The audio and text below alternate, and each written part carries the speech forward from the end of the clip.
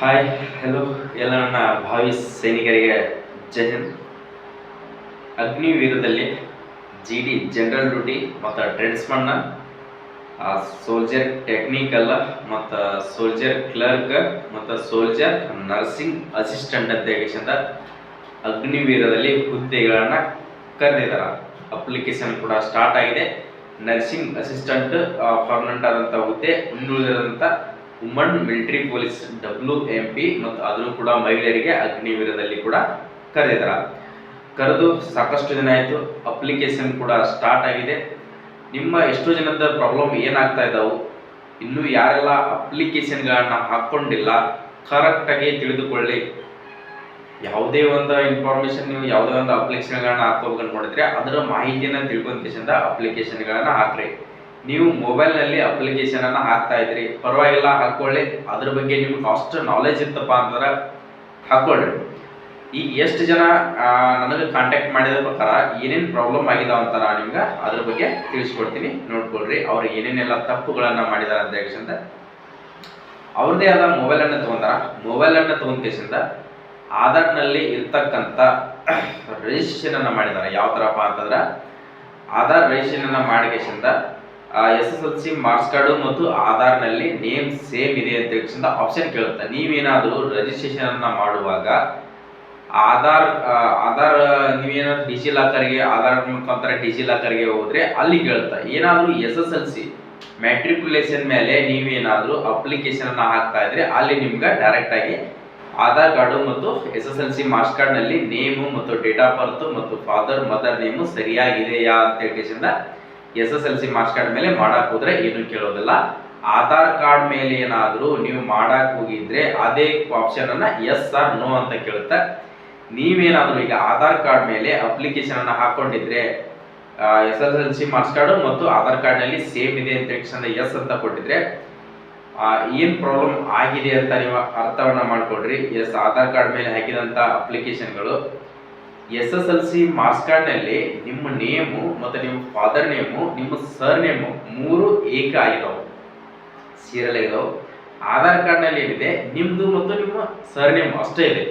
ಅಲ್ಲಿ ಆಧಾರ್ ಕಾರ್ಡ್ ಮೇಲೆ ಹಾಕಿದವರು ಎಸ್ ಅಂತ ಕೊಟ್ಬಿಟ್ಟಿದ್ದಾರೆ. ಈಗ ನಿಮ್ಮ ಅಪ್ಲಿಕೇಶನ್ ಅದೇ ಥರ ಈಗ ನೋಡ್ಕೊಳ್ರಿ. ಶ್ರೀಧರ್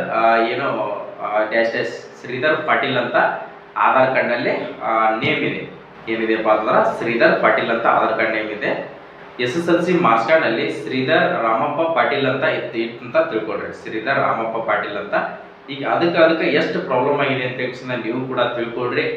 ಯಾರಾದರೂ ಇನ್ನೂ ಅಪ್ಡೇಟ್ಗಳನ್ನ ಕೊಟ್ಟಿದ್ರಿ, ಬಹಳಷ್ಟು ಜನ ಇಲ್ಲ ನಾವು ಕರೆಕ್ಟಾಗಿ ಆಧಾರ್ ಕಾರ್ಡ್ ತಿದ್ದುಪಡಿ ಮಾಡಿಸೇ ನಾವು ಆ ಅಪ್ಲಿಕೇಶನ್ಗಳನ್ನ ಹಾಕ್ಕೋಬೇಕಂತ ಮಾಡಿದವರು ಕೂಡ ಓಕೆ, ನೀವು ಅದ್ರ ಬಗ್ಗೆ ತಿಳ್ಕೊಂಡ್ಕಿಸಿಂದ ಅದನ್ನ ಅಪ್ಡೇಟ್ಗಳಿಗೆ ಕೊಟ್ಟಿದ್ದೀರಿ, ತಿದ್ದುಪಡಿ ಮಾಡಕ್ಕೆ ಕೊಟ್ಟಿದ್ದೀರಿ. ಇನ್ನೂ ಏನಾದರೂ ತಿದ್ದುಪಡಿ ಆಗಿ ಬಂದಿರಲಿಲ್ಲಪ್ಪ ಅಂತಂದ್ರೆ ಕರೆಕ್ಟಾಗಿ ಡೈಲಿ ಆ ಆಧಾರ್ ಕಾರ್ಡನ್ನು ಸ್ಟೇಟಸನ್ನು ಚೆಕ್ ಮಾಡ್ಕೊಡ್ರಿ. ಆಟೋಮೆಟಿಕ್ ಒಮ್ಮೊಮ್ಮೆ ರಿಜೆಕ್ಟ್ ಆಗಿರ್ತದೆ.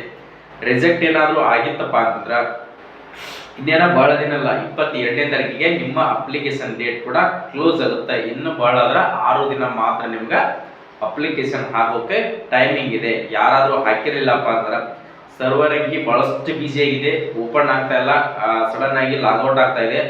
ಯಾರಾದರೂ ಹಾಕಿರಲಿಲ್ಲಪ್ಪ ಅಂತಂದ್ರೆ ಟೈಮನ್ನು ವೇಸ್ಟ್ ಮಾಡ್ಕೋಬೇಡ್ರಿ.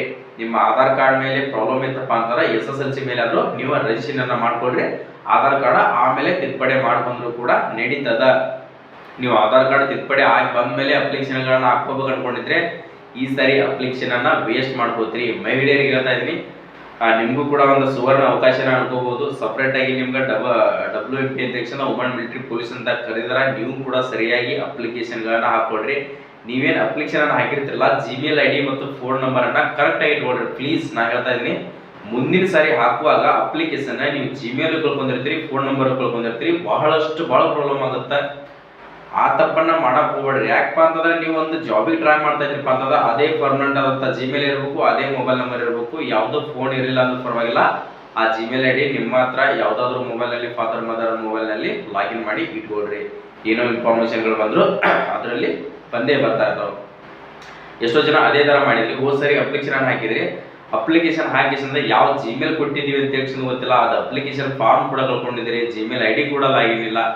ಅವ್ರು ಏನು ಮಾಡ್ಬೇಕಪ್ಪ ಅಂತಂದ್ರೆ, ನೀವು ಏನಾದರೂ Gmail ID ಕೂಡ ಸಿಕ್ಕಿತ್ತಪ್ಪ ಅಂತಂದ್ರೆ ನಿಮ್ದು ಏನಾದರೂ ಕರೆಕ್ಷನ್ ಜಿಮೇಲ್ ಐ ಡಿನೂ ಚೇಂಜ್ ಆಗಬೇಕು, ಏನೋ ಆಗ್ಬೇಕು ಅನ್ಕೊಂಡಿದ್ರೆ ಇಲ್ಲಿ ನಮ್ಮ ಸೈಬರ್ ಸೆಂಟರ್ನಲ್ಲಿ ಏನಾದರೂ ಅದಕ್ಕೆ ಕರೆಕ್ಷನ್ ಮಾಡಕ್ಕೆ ಸಿಗ್ಲಿಲ್ಲಪ್ಪ ಅಂದ್ರೆ ನಿಮ್ಮದೇ ಆದಂಥ ARO ಅಂತ ಇರ್ತದೆ. ಬೆಳಗಾವಿ ಇರಲಿ, ಬೆಂಗಳೂರು ಇರಲಿ, ಮಂಗಳೂರು ಇರಲಿ, ಈ AROಗಳಿಗೆ ಹೋಗಿ ನೀವು ಒಳ್ಳೆ ಚೇಂಜನ್ನು ಮಾಡ್ಕೊಂಡು ಬರ್ಬೋದು. ಅದರಲ್ಲಿ ಏನೋ ಮಿಸ್ಟೇಕ್ ಆಗಿದ್ರು ಕೂಡ ಅವರು ನಿಮಗೆ ಅಪ್ಡೇಟನ್ನು ಚೇಂಜನ್ನು ಮಾಡಿ ಕೊಡ್ತಾರ. ಮಾಡಿಸ್ಕೊಂಬರ್ರಿ, ಟೈಮಿಂಗ್ ಬಹಳ ಇಲ್ಲ. ಅದಕ್ಕೋಸ್ಕರ ಲಾಸ್ಟ್ ಆದ್ರೂ ಒಂದು ವಿಡಿಯೋನ ಮಾಡಿಕೆಸಿಂದ ನಿಮ್ಗೆ ಮಾಹಿತಿಯನ್ನು ಕೊಡ್ಬೇಕಂತ ಅನ್ಕೊಂಡೆ. ಎಷ್ಟೋ ಜನ ಅಪ್ಲಿಕೇಶನ್ ಹಾಕಿಸಿಂದ ಪೇಮೆಂಟ್ ಆಗಿ PDF ಬಂದ ತಕ್ಷಣ ಒಳ್ಳೆ ಲಾಗಿನ್ ಮಾಡಿಕೆಸಿಂದ ಅಪ್ಲಿಕೇಶನ್ ಕ್ಯಾನ್ಸಲ್ ಕೂಡ ಮಾಡ್ಕೊಂಡಿದ್ರಿ. ಆ ಥರ ಮಾಡಕ್ಕೆ ಹೋಗ್ಬೇಡ್ರಿ ಪ್ಲೀಸ್. ನಿಮ್ಗೆ ಅದ್ರ ಬಗ್ಗೆ ಗೊತ್ತಿರಲ್ಲಪ್ಪ ಅಂದ್ರೆ ಮುಟ್ಟಾಕ್ ಹೋಗ್ಬೇಡ್ರಿ. ಸೈಬರ್ ಸೆಂಟರ್ನೇ ಹೋಗಿ ಕರೆಕ್ಟಾಗಿ ಅಪ್ಲಿಕೇಶನ್ಗಳನ್ನ ಹಾಕೊಳ್ರಿ. ಅಪ್ಲಿಕೇಶನ್ ಹಾಕಿಸಿಂದ ಇಟ್ಕೊಂಡ್ಬಿಡ್ರಿ. ಅವ್ರದೇ ಆದಂಥ ನೀವು ಸೈಬರ್ ಸೆಂಟರ್ಗೆ ಹೋದಂತೆಲ್ಲ ಪಾಸ್ವರ್ಡ್ ಏನು ಇಟ್ಟಿರ್ತಾರೆ ನೋಡ್ರಿ, ಪಾಸ್ವರ್ಡನ್ನು ಬರ್ಸ್ಕೊಂಡು ಬರ್ರಿ. ಅದಕ್ಕೇನು ಅಪ್ಲಿಕೇಶನ್ ಹಾಕುವಾಗ ಪಾಸ್ವರ್ಡನ್ನು ಇಟ್ಟಿರ್ತಾರಲ್ಲ, ಆ ಪಾಸ್ವರ್ಡನ್ನು ಬರ್ದಿಟ್ಟು ಬಂದ್ರಪ್ಪ ಅಂದ್ರೆ ಮುಂದಿನ ಸಾರಿ ಹಾಕುವಾಗ ನಿಮ್ಗೆ ಕರೆಕ್ಟಾಗಿ ಓಪನ್ ಆಗುತ್ತೆ. ಅದಕ್ಕೋಸ್ಕರ ಜನವರಿ, ಫೆಬ್ರವರಿ, ಮಾರ್ಚ್, ಇದು ಮಾರ್ಚ್, ಏಪ್ರಿಲ್ 22 ಎಕ್ಸಾಮ್ ಅಂತ ಕಂಪ್ಯೂಟರ್ ಬೇಸ್ಡ್ ಆನ್ಲೈನ್ ಮುಖಾಂತರ ಎಕ್ಸಾಮ್ ಹೇಳಿದ್ರೆ ಪ್ರಿಪ್ರೇಷನನ್ನು ಕಂಟಿನ್ಯೂ ಇಟ್ಕೊಳ್ಳಿ ಸ್ನೇಹಿತರೆ. ಸ್ಟಡಿ ಮಾಡ್ತಾ ಇದ್ರಿ, ಎಲ್ಲ ನನ್ನ ತಮ್ಮಂದಿರಿಗೆ ಹೇಳ್ತಾ ಇದ್ದೀನಿ, ಸ್ಟಡಿಯನ್ನು ಮಾಡಿರಿ, ಚೆನ್ನಾಗಿ ಸ್ಟಡಿ ಮಾಡ್ಕೊಳ್ರಿ. ಹೋದ ಸರಿ ಏನೋ ಆಗಿತ್ತು, ಆನ್ಲೈನ್ ಮುಖಾಂತರ ಎಕ್ಸಾಮ್ ಇತ್ತು, ಅಪ್ಲಿಕೇಶನ್ ಕೂಡ ಕಡಿಮೆ ಬಿದ್ದಿತ್ತು, ಎಲ್ಲರೂ ಕೂಡ ಪಾಸನ್ನು ಮಾಡಿದ್ರು. ಫಸ್ಟ್ ಎಕ್ಸಾಮ್ ಫೈನಲ್ ಮೆರಿಟಲ್ಲಿ ಫೇಲ್ ಮಾಡಿದ್ರೆ, ಕೋಚಿಂಗ್ ಹೋದವರು ಫೇಲ್ ಆದ್ರೆ, ನಾರ್ಮಲ್ ಆಗಿ ಸ್ಟಡಿ ಏನೋ ಓದಲವರು ಪಾಸ್ ಆಗಿದ್ರೆ ಅದು ಬಿಟ್ಬಿಟ್ರಿ. ಈ ಸರಿ ಯಾರು 100% ನೀವು ಸ್ಟಡಿ ಮಾಡ್ತೀರಿ ಅವರೇ ಮಾತ್ರ ಸೆಲೆಕ್ಟ್ ಆಗೋದು. ನೀವು ಅನ್ಕೊಂಡಿರೋ ಹಾಗೆ ಈ ಸರಿ ಅಗ್ನಿವೀರಿಲ್ಲ, ಕಟ್ ಆಫ್ ಹೈ ನಿಂದಿರ್ತತಿ. ನೀವು ಎಷ್ಟು ಸ್ಕೋರನ್ನು ಮಾಡ್ತಿರಲ್ಲ ಫೈನಲ್ ಲಿಸ್ಟಲ್ಲಿ ಬರ್ತೀರಿ. ಫಿಸಿಕಲ್ ಅಷ್ಟೇ ನಿಮಗೆ ಇಂಪಾರ್ಟೆಂಟ್ ಅಲ್ಲ, ರಿಟರ್ನ್ ಎಕ್ಸಾಮ್ ಬಹಳಷ್ಟು ಇಂಪಾರ್ಟೆಂಟ್ ಆಗಿದೆ. ಸ್ಟಡಿ ಮಾಡ್ಕೊಳ್ಳಿ ಚೆನ್ನಾಗಿ. ಎಲ್ಲರಿಗೆ ಒಳ್ಳೇದಾಗಲಿ. ಏನೋ ಡೌಟ್ಸ್ಗಳಿದ್ರೆ ನಮ್ಮ ಕಮೆಂಟ್ ಸೆಕ್ಷನ್ದಲ್ಲಿ ಕಮೆಂಟನ್ನು ಹಾಕ್ರಿ. ಹೆಚ್ಚಿನ ಮಾಹಿತಿಯನ್ನು ನೀವು ಯಾವುದೇ ಒಂದು ಇದಂತಲ್ಲ, ಪ್ರತಿಯೊಂದು ಜಾಬಿಗೆ ಅಪ್ಲೈ ಮಾಡ್ಕೋತಾ ಇರಿ. ಆ ಜಾಬಿನ ಇನ್ಫಾರ್ಮೇಷನ್ನ ನಾನು ಕೊಡ್ತಾ ಇರ್ತೀನಿ. ಯಾರಾದರೂ ನಮ್ಮ ವಿಡಿಯೋಗಳನ್ನ ಹೊಸದಾಗಿ ನೋಡ್ತಾ ಇದ್ರೆ, ನಾವು ಕೊಡುವಂಥ ಮಾಹಿತಿ ನಿಮಗೆ ಸರಿ ಅನಿಸಿದ್ರೆ, ಇಷ್ಟ ಆಗಿದ್ರೆ ಸ್ನೇಹಿತರೆ ಒಂದು ಲೈಕ್ ಮಾಡಿರಿ. ವಿಡಿಯೋನ ನಿಮ್ಮ ಸ್ನೇಹಿತರಿಗೂ ಕೂಡ, ಸ್ನೇಹಿತಿಯರಿಗೂ ಕೂಡ, ಅವರಿಗೂ ಕೂಡ ಶೇರನ್ನು ಮಾಡಿರಿ. ಸಬ್ಸ್ಕ್ರೈಬ್ ಮಾಡ್ಕೊಂಡ್ರೆ ಮರೆಯಕ್ಕೆ ಸ್ನೇಹಿತರೆ. ಸಬ್ಸ್ಕ್ರೈಬ್ ಮಾಡ್ಕೊಂಡು ನಾವು ಕೊಡುವಂಥ ಪ್ರತಿಯೊಂದು ಇನ್ಫಾರ್ಮೇಷನ್ಗಳು ನಿಮ್ಮ ಮುಂದೆ ಬರ್ತಾ ಇರ್ತಾವೆ. ಬೆಲ್ ಐಕನ್ ಮೇಲೆ ಕ್ಲಿಕ್ ಮಾಡಿ ಆಲ್ ನೋಟಿಫಿಕೇಶನ್ ಅಂತ ಕೊಟ್ಟರೆ ಬಂದೇ ಬರ್ತದೆ. ಸೊ ಜೈ ಹಿಂದ್, ಜೈ ಕರ್ನಾಟಕ.